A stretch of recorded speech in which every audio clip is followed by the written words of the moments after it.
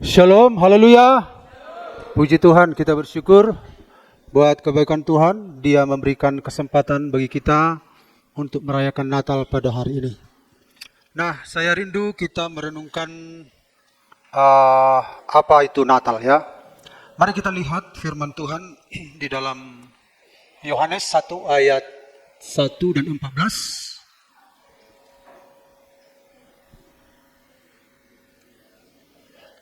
Mari kita baca bersama-sama. 2, 3, ya. Pada mulanya adalah firman. Firman itu bersama-sama dengan Allah. Dan firman itu adalah Allah. Ayat 14.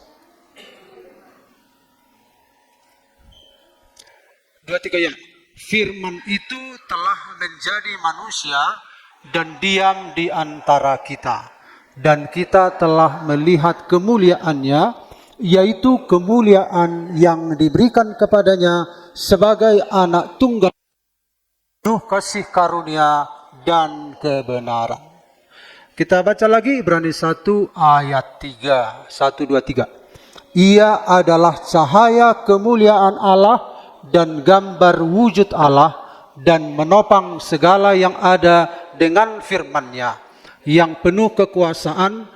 Dan setelah ia selesai mengadakan penyucian dosa, ia duduk di sebelah kanan yang maha besar di tempat yang tinggi. Satu lagi, 2, 3, ya. Kristus adalah gambaran yang tepat dari Allah yang tidak kelihatan. Ia sudah ada sebelum Allah menciptakan suatu apapun. Kristus sendiri adalah pencipta yang menjadikan segala sesuatu di langit dan di bumi, segala yang kelihatan dan yang tidak kelihatan, dunia roh dengan raja-raja dan kerajaannya, dengan penguasa-penguasa dan pemerintah-pemerintahnya. Semuanya dijadikan oleh Kristus bagi dirinya dan bagi kemuliaannya. Ia sudah ada sebelum segala sesuatu diciptakan, dan kuasanya mengatur segala sesuatu. Haleluya. Nah, tema firman Tuhan bagi kita seperti yang sudah ada di atas, yaitu firman menjadi manusia. Firman menjadi manusia. Nah, mengapa? Ya, mengapa firman menjadi manusia? Nah, kita melihat Bapak Ibu, mengapa perlu firman ini jadi manusia? Kita lihat yang pertama, karena Allah ingin kita mengenalnya secara nyata, bukan sekedar mendengar cerita tentangnya. Jadi semua orang membuat cerita tentang Allah. Ya. Sebelum kita menjadi orang Kristen, di zaman dahulu ada banyak paham tentang Allah. Jadi bagi kita kan sekarang karena sudah percaya kepada Tuhan Yesus, maka seolah-olah ini bukan sesuatu yang penting. Karena kita mungkin lahir, kemudian sekolah minggu, kita sudah diperkenalkan tentang Yesus Kristus. Kita sudah merayakan Natal. Allah menjadi manusia, firman jadi manusia. Tetapi penting juga kita tahu betapa manusia itu sejak dahulu mencari Allah itu, sehingga menciptakan paham-paham tentang Allah. Jadi kalau kita lihat paham yang pertama, Bapak Ibu,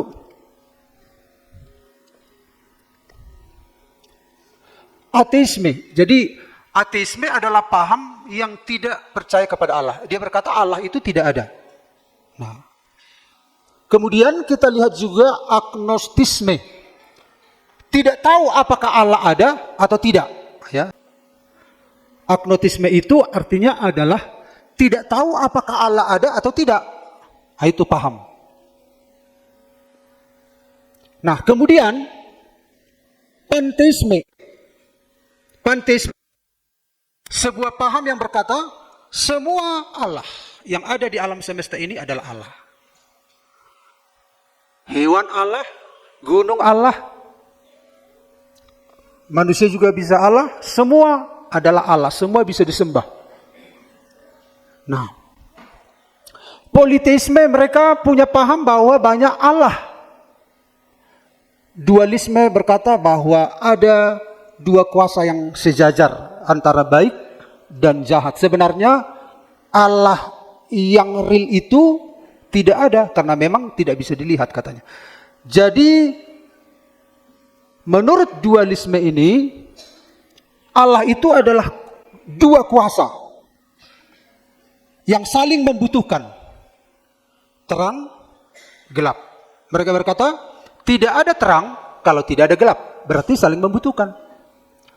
Kemudian mereka berkata, tidak ada iblis kalau tidak ada Tuhan. Tidak ada yang baik. Tidak ada yang jahat kalau tidak ada yang baik. Bagaimana kita membedakan ini baik kalau tidak ada pembanding jahat?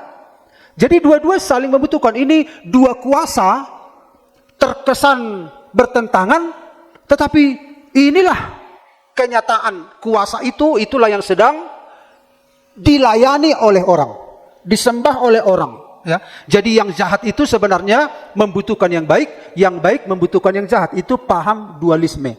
Sesungguhnya Allah itu bukanlah pribadi, nggak bisa dijumpai karena memang Allah itu adalah dua kuasa yang saling melengkapi. Jadi iblis butuh Tuhan, Tuhan butuh iblis, begitu kira-kira menurut mereka. Tidak ada gelap kalau tidak ada terang, tidak ada terang kalau tidak ada gelap. Itu paham tentang Allah mereka, bagi mereka. Ada juga deisme, Allah itu memang ada tapi jauh. Nah, jadi manusia itu punya pemahaman tentang Allah beraneka ragam. Bagaimana dengan konsep agama tentang Allah? Jadi agama juga punya konsep, punya pikiran, punya kesimpulan tentang Allah. Jadi agama-agama mencoba merumuskan Allah itu. Agama-agama mencoba membentuk Allah itu sesuai dengan pikirannya. Mereka berkata menurut kepercayaan lokal bahwa Allah itu adalah kuasa alam. Terjadi gempa, terjadi banjir, terjadi longsor, ada kuasa alam. Jadi ketika terjadi gempa, terjadi longsor, panen tidak berhasil, maka orang-orang menyajikan penyembahan, ya, mamele begitu, karena alam sedang murka. Nah, itulah konsep mereka. Ada juga Taoisme namanya, prinsip hidup yang selaras dengan alam. Jadi kalau kita selaras dengan alam, maka alam itu tidak murka. Jadi ada prinsip-prinsip yang harus dijalankan manusia sehingga ketika selaras dengan alam, alam itu akan mendukung kita. Itu prinsip-prinsip. Jadi Allah bagi mereka adalah prinsip. Kalau ditebang hutan, ya banjir, berarti melanggar prinsip. Nah, jadi prinsip itulah yang harus diselaraskan dengan alam. Jadi prinsip itulah Allahnya. Gitu. Kemudian mereka percaya bahwa Allah itu esa, bentuknya adalah zat. Nah, tapi tetap saja Allah itu tidak tahu di mana, hanya sebuah konsep, hanya sebuah pemikiran, ide, karangan dibentuk oleh pikiran manusia. Karena memang dia nggak kelihatan. Karena Allah itu tidak bisa berjumpa dengan manusia karena manusia itu tidak bisa lagi menjangkau Allah yang suci karena manusia itu berdosa. Jadi manusia itu mengarang-ngarang, ya, merangkai Allah itu begini, Allah itu begini, Allah itu begini, Allah itu begini. Prinsip moral. Jadi kalau orang itu, kalau dia moralnya baik, itulah prinsip, ya. Ada prinsip-prinsip moral supaya dia bisa bertahan dengan baik di dunia ini, maka dia harus punya prinsip itu. Pencerahan dan pembebasan batin. Jadi ya Allah itu adalah kalau manusia bisa mencapai sebuah pencerahan, dia bisa mencapai tingkat kehusukan, dia menyingkirkan semua keinginan, akhirnya dia bisa mencapai sebuah puncak kehidupan yang tertinggi. Ya, dia bertapa, dia menyingkirkan judi, bahkan judi pun disingkirkan. Makanya kalau orang Kristen pun nggak bisa menyingkirkan judi, kalah. Ya, ya. Mereka tidak berzina, mereka tidak merokok, karena mereka tahu bahwa untuk menemukan sebuah kehidupan yang mencapai pencerahan tertinggi, dia harus meninggalkan itu semua. Jadi bagi mereka dosa itu nggak ada. Jadi dosa itu adalah hanya sebuah tindakan yang merugikan manusia. Supaya dia tidak rugi, maka jangan lakukan kejahatan. Tidak ada surga neraka. Jadi kalau manusia itu ingin mencapai tingkat kehidupan yang paling tinggi, mencapai level gitu ya. Jadi bagi mereka tidak ada Allah, tapi sebuah pencerahan, sebuah pencapaian manusia, tingkat kesucian manusia yang paling tinggi. Sehingga bebas dari segala kejahatan, bebas dari segala penderitaan, dengan cara apa? Mereka menyingkirkan semua aktivitas yang mengganggu. Nah kemudian mereka berkata bahwa Allah itu sebenarnya banyak manifestasinya. Ya. Jadi ketika segala sesuatu itu, misalnya kalau saya mati, lalu saya berubah jadi monyet. Setelah monyet mati, berubah jadi kecoak. Setelah kecoak mati, berubah jadi tikus. Nah, itulah selanjutnya. Nah, itulah bagi mereka sebuah siklus yang lama berhentinya. Kalau sudah berhenti siklus itu, maka dia sudah mencapai puncak reinkarnasi itu. Jadi bagi mereka, ya Allah itu ya begitu, ya. Nah, mengapa firman jadi manusia? Karena Allah ingin kita mengenalnya secara nyata, bukan sekedar mendengar cerita tentangnya. Yohanes 1 ayat 18, sesungguhnya tidak seorang pun pernah melihat Allah. Jadi wajar saja manusia mengarang-arang tentang Allah. Punya ide tentang Allah, merangkai Allah itu ini, Allah itu ini, Allah itu ini. Karena Alkitab mengatakan sesungguhnya tidak seorang pun pernah melihat Allah. Karena tidak melihat, ya dikarang. Tetapi anaknya yang tunggal itu adalah firman Allah, sudah melihatnya. Karena dialah sekutu Bapa. Dalam Yohanes 1 ayat 1, pada mulanya adalah firman. Firman itu bersama-sama dengan Allah, dan firman itu adalah Allah. Jadi satu-satunya yang mengenal Allah itu, yaitu firman-Nya. Karena firman itu adalah tinggal di dalam Bapa. Firman itu menjadi manusia. Yesus yang menjadi manusia, firman yang menjadi manusia itulah yang memperkenalkan Allah yang benar kepada kita. Ada atau tidak ada dia, Yesuslah yang menyatakannya. Dan ketika dia datang ke dunia, itu membuktikan bahwa Allah ada. Nah, jadi saudara-saudara dikatakan, dialah sekutu Bapa yang telah menceritakan segala sesuatu tentang dia kepada kita. Jadi untuk mengenal Allah, satu-satunya cara adalah mengenal Yesus Kristus, percaya kepada Yesus Kristus. Jadi Bapak Ibu, kenapa firman jadi manusia?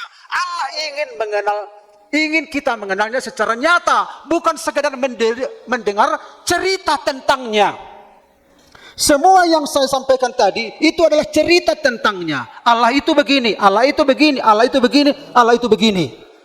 Tetapi ketika Yesus datang, Yesus menyatakan Allah yang sesungguhnya, yang benar-benar real.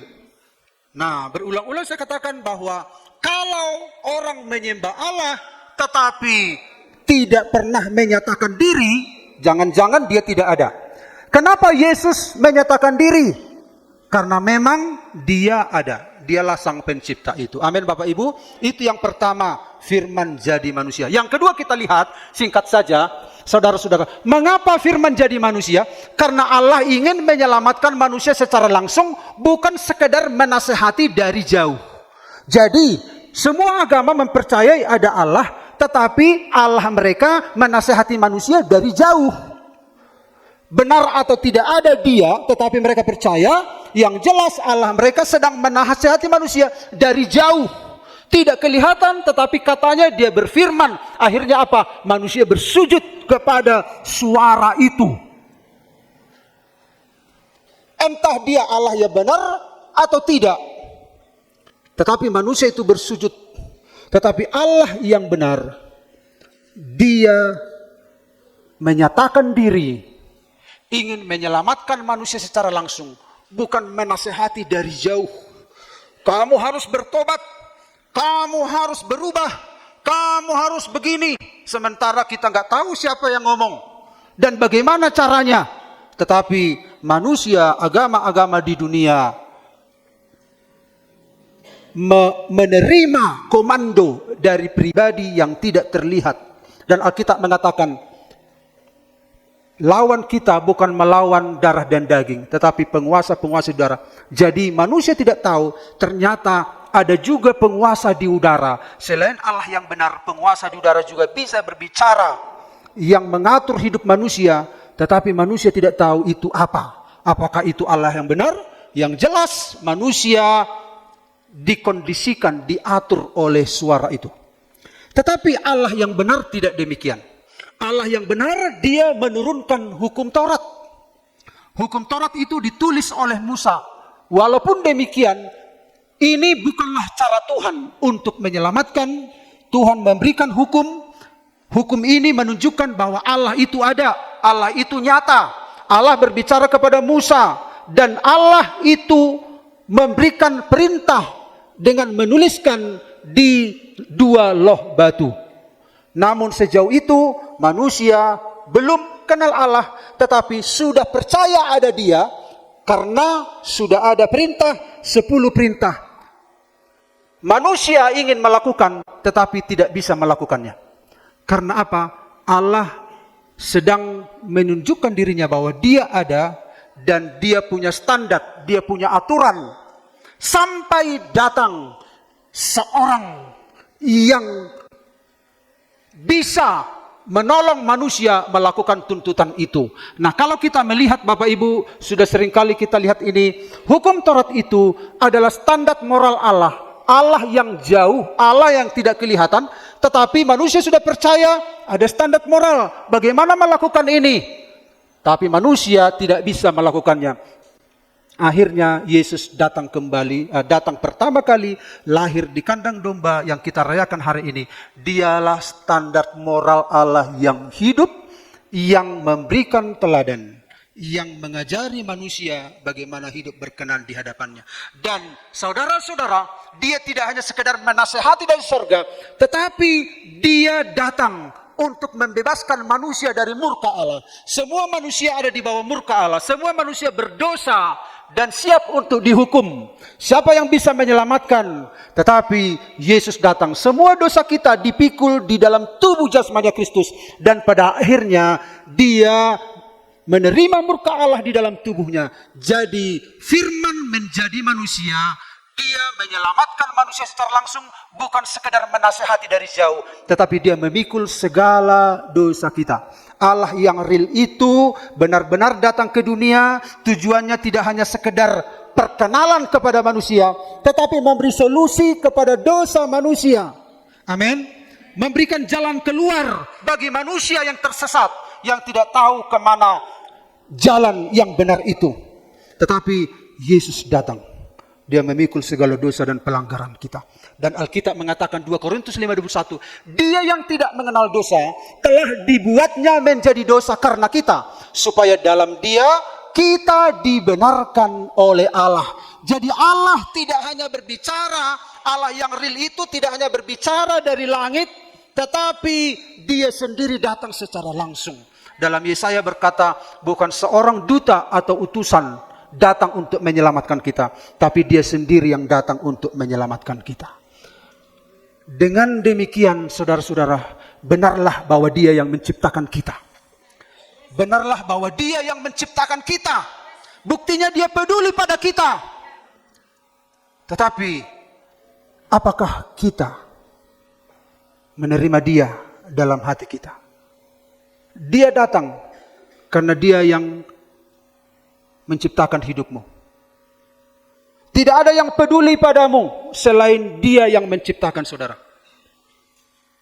Orang bisa peduli sama anak kita, tetapi lebih pedulilah orang tuanya sama anaknya sendiri.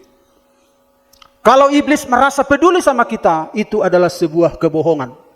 Tetapi Bapa Surgawi, karena Dialah yang memperanakkan kita, yang menciptakan kita, dia yang lebih peduli pada saudara dan saya. Makanya dia datang, dia mencari saudara dan saya.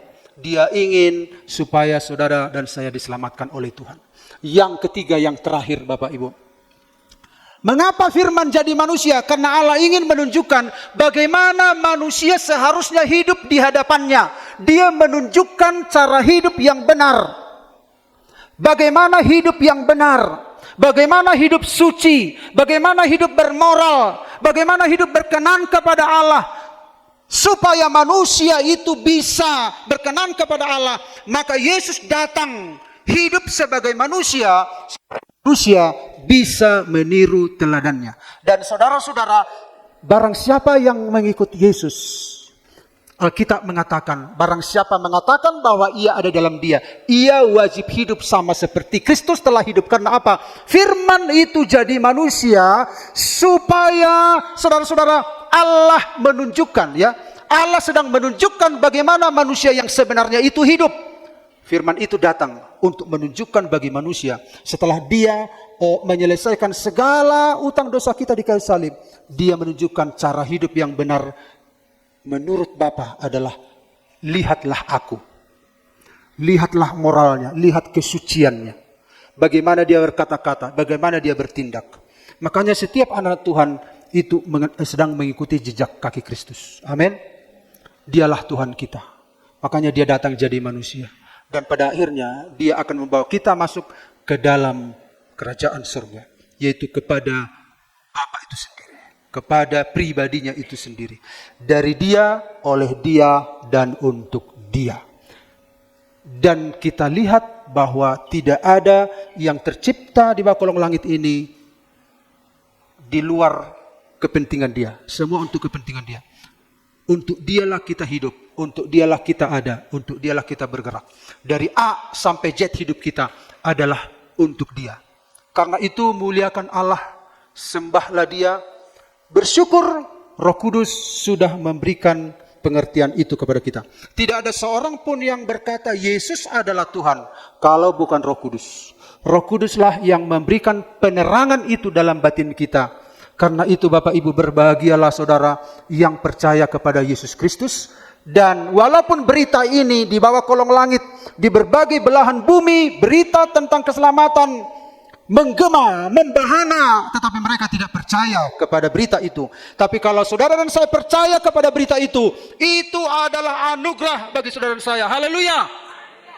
Kita akan masuk ke dalam kerajaan kekal. Bagaimanapun keadaan kita di dunia, tetapi tanah air kita ada di sana.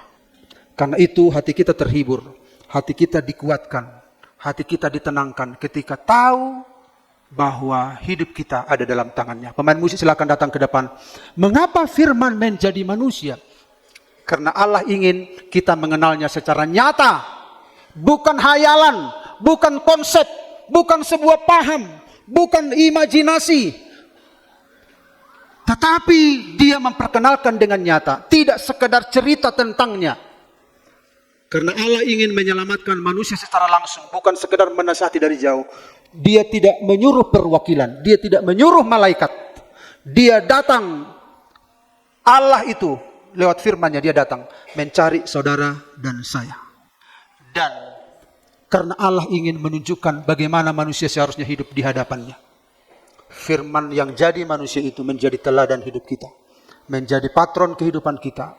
Dan pada akhirnya tujuan hidup kita adalah hidup seperti Kristus. Dan kita nyanyikan nyanyian ini. Haleluya. G. Yesus dalam namamu.